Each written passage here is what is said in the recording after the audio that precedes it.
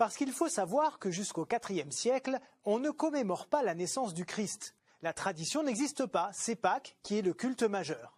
Mais petit à petit, les chrétiens se disent que l'incarnation de Dieu qui prend la condition d'homme en Jésus est un aspect majeur de leur foi. C'est pourquoi ils décident d'instaurer un jour précis pour célébrer la naissance du Messie. Mais quelle date choisir du coup? That is the question.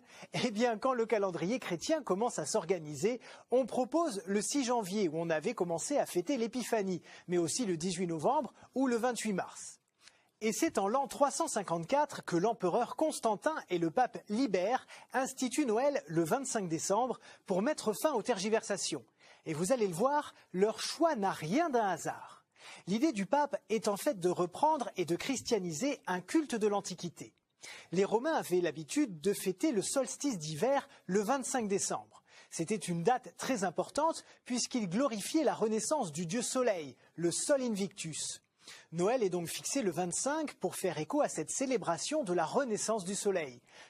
Mais en 46 avant Jésus-Christ, Jules César institue le solstice le 25 décembre. C'est donc cette date officielle que le concile de Nicée reprendra en l'an 325 pour y installer Noël. C'est aussi l'occasion de découvrir la question du jour, d'où vient la tradition du beau sapin, roi des forêts, dont on aime la verdure.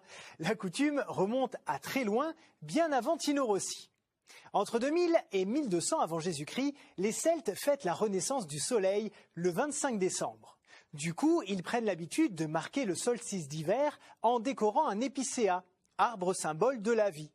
Ils y suspendent des offrandes pour les dieux, qui sont des fruits, du blé et des fleurs. Bien plus tard, au XIe siècle, l'Église, qui se méfiait de ces coutumes païennes, décide de les christianiser. L'Église, qui se méfiait de ces coutumes païennes, décide de les christianiser. L'Église, qui se méfiait de ces coutumes païennes, décide de les christianiser. D'être délaissé par des personnes que tu portes dans ton cœur, d'être rejeté à cause du nom de Jésus. Tu te demandes pourquoi tant de souffrance, tu verses des larmes, tu cries de douleur. Tu te demandes si tu dois tout abandonner, tout abandonner, tout abandonner. Sache que tu ne l'as